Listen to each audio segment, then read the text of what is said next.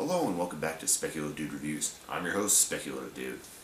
Now today we're going for round 2 in my series on racing movies, American and international. Why? Because I love cars and I love racing. What can I say? There have been some great car movies and some bad ones. And I figured with the Need for Speed movie at the beginning of the month, I figured we needed something to kickstart up, or a good series. And boy, was that a bad movie. So that was a great way to kick it off. Now, next couple movies we're going to take a look at are movies that I consider great. And we'll end up finishing off the series with the movie that I consider possibly one of the worst racing movies ever recorded. But I'll put that aside for now. Today we're going to be taking a look at Wangan Midnight, another Japanese series. I guess you could say it's in similar veins of Initial D, though the setting is very different and the characters are very different as well. While I do really like the live-action movie, in fact it's probably one of my favorite live-action racing movies, I'll admit it does have its own flaws, and I'll be pointing out some of those. The main thrust of the story is the main character, Akio, finds an old, beat-up, first-generation Fairlady Z, fixes it up, finds out that it was originally built by a race car designer back in the day. He was souped up, specially made, and is ridiculously fast. Takes it out and renews a rivalry that the previous owner of the car had, and with a doctor named Shima, who drives an older Porsche 911 Turbo. Now, as I said, that's the main thrust of the story. There's a lot of interesting detail, and there's some really good characters as well. Now, the live-action movie, unlike Initial D, which takes place over the first, say, 2.5 seasons, roughly, of the series, this one takes place over just one story arc, which is probably, I think, maybe around 8 episodes, give or take, 8 or 9 episodes of the series out of a 50-episode series. So it actually covers just a very small portion, which in some ways allows it to put in more detail than the Initial D did. While Initial D did a great job of what it needed to take out of the series, is for pacing purposes really, he took out some important stuff. It did take out some things that I thought were unnecessary. For example, they took out Ryosuke's brother, who was Takemi's first real race, and replaced him with Takeshi Nakazato, who was actually the second race he did. They closed the gap a little bit, but at the same time it just felt unnecessary in many ways. It's like, okay, I thought it would have made a little more sense if they had taken out Nakazato and left Keisuke in. But, okay, putting that aside, I'm not here to complain about Initial D. Because actually, as I said, for what they had to work with and what they had to condense down into one movie, they actually did a pretty good job. As I said with Wangan Midnight, they only had to condense about 8 or 9 episodes down, so they were able to give a little bit more character to each one of the characters. Little pun there. The doctor, Shima, for example, was actually very good friends with the previous owner of the Z, as it's referred to commonly as the Devil Z, because all the previous owners have had accidents with this car. They've had injuries. The previous owner, who ironically had the same name as the current owner, Akio, well, in fact, had the same first and last name, Asakura Akio. Well, he actually had died, and that's why Shima had the car committed to basically a junkyard. He didn't want anyone else to get hurt driving this car, so he wanted it scrapped. And it just so happens that Asakura goes there and he is looking for parts for a new car. Now, here's one little problem with details on some details that translate from the animated series and the manga to the movie, that they made a change that visually, and if you know anything about cars, doesn't make any sense. And it's one of 2 big problems I have with this movie. And when I say big, I mean glaring. They're glaringly obvious to someone like me who enjoys cars. Some people might not catch it, and that's fine. But when he's going at the beginning of the animated series and the manga, he's driving. Now I'll refer to these by the American names because I may accidentally get them the model number wrong in the Japanese, the model name. Because believe it or not, this is another one of those cars where the name was changed when it was brought over. Why, I have no idea. But in fact, in America, it's very rarely, it's really only referred to as a Fairlady Z if you're a big fan of the car series. If you're not, then most people just know it as, either, like, his model was known as a 240Z here. So, at the beginning of this movie, he's driving what we here in America knew as an 80s model 300ZX. Nice little car, not really anything super special, but when you consider this movie was made in the series and manga came out in the early to mid 90s, it makes sense that they would give a kid who's just starting to get interested. He's a high school student who's just starting to get into racing. They would give him this slightly older model car. That's what he would want to start with, something like that. Single turbo, 6-cylinder. And during the 80s, that wasn't all that common. Nowadays, turbocharged V6s are getting more and more common, as are turbocharged 4-cylinders, which have been for a while. But like I said, back then it really wasn't particularly common. So he gets what's an okay car, loses a race on the Wangan, which is for most people who may or may not know, is actually the highway system that goes around the city of Tokyo, around this Tokyo Bay area and that, is known as the Wangang. And it does, in fact, have a lot of street racers that go out there. Police try and crack down on it, but a lot of the racers, they keep going every night for the challenge and the fun. Now, he challenges the Blackbird, which is driven by Shima, a black Porsche 911 Turbo, an older model as well. I don't think they say what year it is, but if I had to look at it, I would say it was probably an early 80s model.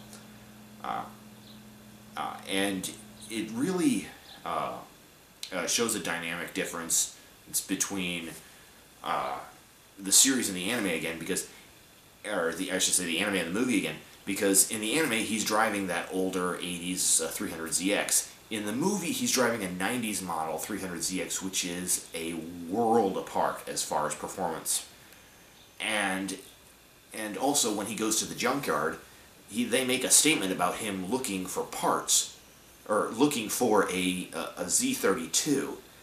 The problem with that is, in the movie, he's already driving a Z32, so he wouldn't be going there looking for one.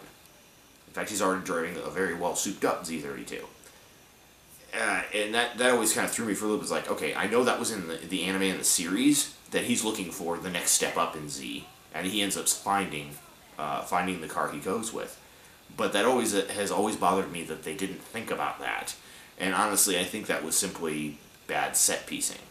It's like, okay, they didn't think anyone would know what that car was that he was driving, or they just, completely were oblivious, which, again, that honestly even bothers me even more. It's like, if you're going to be making a movie out of something that is this as popular as the animated series and the manga was, you need to try and be a little more accurate, and I think they could have if they had tried.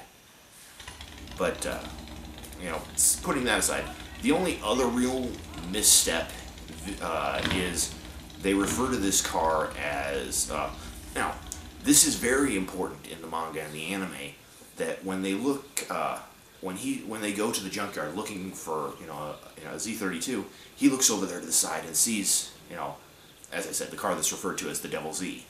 It's over there on the side. He goes, sees it, it's kind of fascinated. He knows it's a first model. Pops the hood. He's there with his friend Ko, who's they don't really say whether he's just a mechanic or whether he's a tuner or what, but he's very very much a car guy. He works on cars. That's what he does. He loves it. He looks over there. Ko pops the hood, takes a look under there, and says, "Oh, it's a twin turbo." It's an engine swap from the next the next model. I was like, okay, that's an interesting thought. You know, somebody obviously put some work into this car. The problem is with, interestingly enough, required tech talk. Now, as I mentioned, I hate it when a lot of movies get into very specific, try to sound like they know what they're doing by getting into very specific detail and then mess up the detail. Namely, because the more, you know, intricate you try and make your information, the more likely you are to make mistakes. You know, for example, in the Need for Speed movie, when they pop the hood and one of the characters makes a comment, and racing cams. I was like, you can't see the cams on this car. How do you know it's racing cams? You can assume it is, but you can't look at it and see them. You know, now this one, he pops the hood, makes a statement that it's a twin turbo, looks at the suspension system, says, oh, it has ride stabilizers and slotted brakes. It's like, okay, you know, that's good. The problem is they show up close on all of those things, and you can clearly see, if you know anything about cars, you can clearly see that those are completely stock suspension, no slotted brakes, standard brakes, and the car is naturally aspirated. It's not turbocharged at all. In fact, later when they're tuning it up, you can see that it's actually a triple carbureted system, and it's I was like, really? It's I mean, that's kind of a big difference. That's a big, that's a big, mistake to make. Again, I know them saying that, making those statements was very important for the series, but it's, that they couldn't do it visually for the movie, that bogs it down a little bit for me. Again, putting aside the complaints about that, most of the series revolves, or most of the movie revolves around, as I said, the first story arc, which is Akio getting his Z, fixing it up, being challenged. When Shima realizes, they start to hear rumors about this car that's supposed to have been scrapped, being back on the Wangan. He goes out to race it, and through coincidences, you also learn that the girl that Shima is dating actually is the previous owner of the Z's younger sister.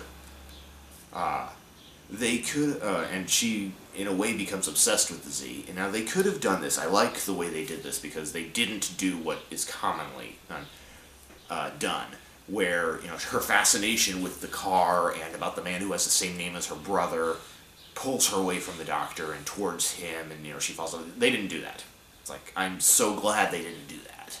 In fact, after the first story arc, she leaves. Shima stays through the entire series, but she actually leaves and goes off to college. But she's still intrigued by, this guy. And at one point, she's convinced that this car killed her brothers. At one point, she still has her brother's old key, and at one point steals the car and tries to drive it into the bay, at which point Shima and Akio actually race down and save the car, drive down the pier, jump into the car and keep it from going into the bay. And she's devastated. She can't understand why. Why did you save this car? And they have to tell her, it's like, it wasn't the car. As much as they both clearly don't like saying it, but it's like, he made a mistake. It's not the car's fault.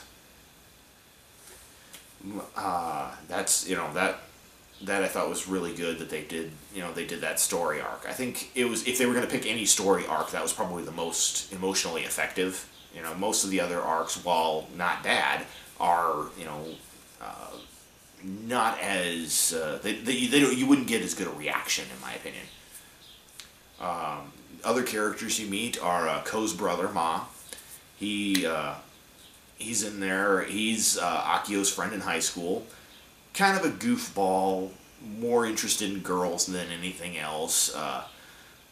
Is kind of disappointed when he sees that Akio's Z only has 2 seats. There is only a 2-seater, and Ko even tells him, "Oh, well, it looks like you're gonna have to find girls some other way." So it's like, that's kind of amusing. He's there more. He's not really there as a comic relief character, but more just kind of to help it guide it along. Ko plays a much more involved part of the movie. Unfortunately, after the first story arc in the animated series, Ko kind of disappears. I wish he'd have stuck around a little bit more, But he does go. He is a a character through at least through the movie, so that works well. And we get to another character that I think is very interesting because it's a character that in the animated series has more of an influence, but less of a presence.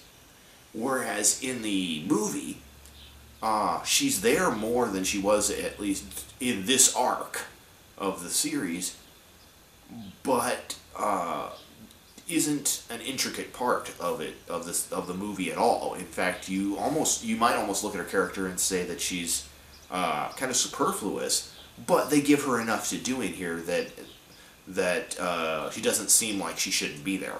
And that's the character of Reina. She's another racer on the Wangan. There is a slight difference between her character in the series and the movie. In the series, she's a TV personality who drives an R32 Skyline GTR, and is passed, just like in the movie, is passed at one point by Akio Z, and tries to take off racing and realize she doesn't have the power to catch him. In the series, she starts building up her GTR, wants to be just as good a racer as Akio and Shima, and when she realizes she doesn't have it's not that she doesn't have the power, she doesn't have quite the same skills that they have, she backs off and becomes good friends with Akio, while she also knows Shima. And actually, towards the end of the series, she actually makes it very obvious to Akio that she falls in love with him. That doesn't happen in the movie.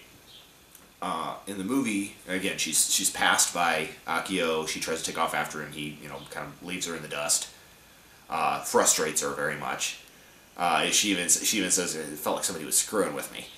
Which I was like, it's kind of interesting. I do like the way that in the movie she's a model and a budding actress. She's just really starting to become popular. And I do like in the movie that they do this far more than in the series. She's shown that she's under a lot of pressure to be successful by her managers, by people around her.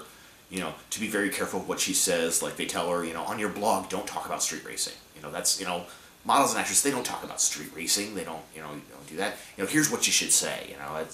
And you can see that it really bothers her. And really puts a lot of stress on her. And the only person who seems to really be understanding of that is the photographer that she works with. I can't remember his name for the life of me, but she most of the time just simply refers to him as Sensei. Probably more of just a teasing joke title, but still he's one of the few people who's kind of understanding, and he sees the pressure that she's on and knows that why does she race? Because that's how she gets out her stress. The pressure that she's under, she goes, she drives fast. That's how she gets it. I can relate to that very much. Racing makes me feel better. Driving fast, it's just, it's like a load off.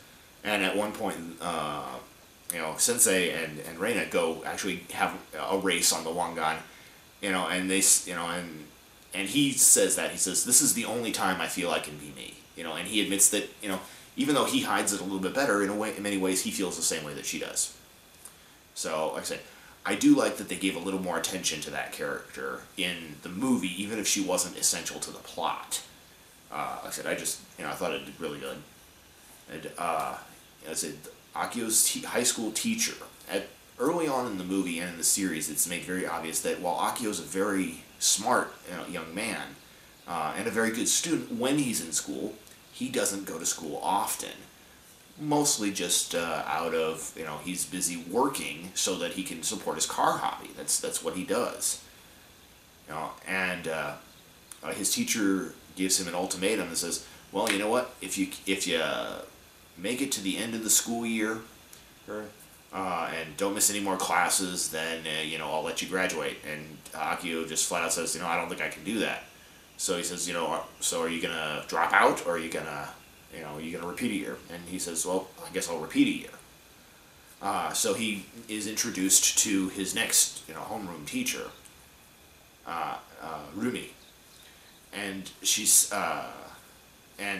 while she tries to understand, his obsession with racing, her character isn't, again, not particularly important in the movie, but I do like the fact that she's there. She's not really, I suppose you could say in the series, she's not really that important either, though she does stick around a little bit longer. She's probably there through maybe the first arc and a half before kind of, disappearing. Maybe two arcs, I suppose. But she tries to be encouraging, but at the same time wants him, at one point, he gets into an accident, but just before that, she made him promise, are you going to make it into school? And he says, and he says he will, and even though he gets into an accident, he comes into school the next day. He does keep his word. And that's one thing I do like about both Akio and Shima, is that so many times you would get a character who, whether it's a main character or, their rival, is, turns into the bad guy. And there's no bad guy here. Yeah, there are some guys who are a little bit arrogant, but, there's no, they're not really shown in the movie. In the series, they're there. But here, Shima, at first, when I watched this, I expected, okay, Shima's going to be, because Shima has a reputation as being the fastest man on the Wangan, in his Porsche Turbo. I expected him to be, kind of, very arrogant, this is, mine. And the first time they race, it almost seems like that. Then you listen to his narration, because he actually makes Akio crash the first time they race. And, and he says, I didn't do this because I had any malice towards him. It's not that. It's, he was honestly, at that time, scared of the car too, much like his girlfriend. And it just comes off as very, very interesting in the movie and in the series. He comes to see Akio as as a friend and a rival, and you see them really push each other to both become better drivers, better racers. And it just, I really like the fact that they did that. They didn't feel they had to make someone a bad guy. It was, like I said, really well done. In fact, at the very end of the movie, after Akio gets into a crash, interestingly enough, he's in another race with Shima. They get into a race. There's throughout throughout the movie, there's been a couple of times where they've passed some trucks, some semi trucks, and they've the driver obviously is he doesn't like street racers. He thinks they get in the way. So towards the end of the movie, the truck driver sees them racing again and calls out to one of his friends on the radio. It's like, hey, let's stop these guys. So the character, one of the truck drivers, is going to basically crush Shima's Porsche against the side of the road. Pretending that he can't see him. He knows he's there, but he's pulling his truck over. And Akio's right out in front, and he slams on the brakes and hits the car to get the car's attention and pull over. And essentially, they even say it's like, he saved Shima's life doing that, by basically sacrificing his own car. And at the end, Shima writes a letter to his girlfriend, who at this point has gone on to university. I believe London, if I remember correctly. To Europe. Maybe it was America. Like I said, it wasn't important where, but writes a letter to her and tells her, he's still planning on rebuilding that car, and she's kind of stunned. But that's the end of her, appearance on there. And the very last shot of the movie is actually Shima walking down the halls of the hospital, and all of a sudden you hear this motor turn over and rev, and he turns around and looks at the camera, and I was like, that was a good effective ending shot. And I just, again, it tells me and shows me that he and Akio see each other as rivals and friends, and not as enemies at all, which I really liked. So, I've gone into a lot more detail than I had planned on doing here, but, like I said, honestly, other than, like I said, those two major flaws with the car at the beginning and then the description of the tech, other than that, I think the movie is great. I will say this, of course, when they're inside a car that's, CGI, I mean, not CGI, but like green screen driving, it's actually done much better than most, in my opinion. In fact, I would dare say one of the better that I've ever seen.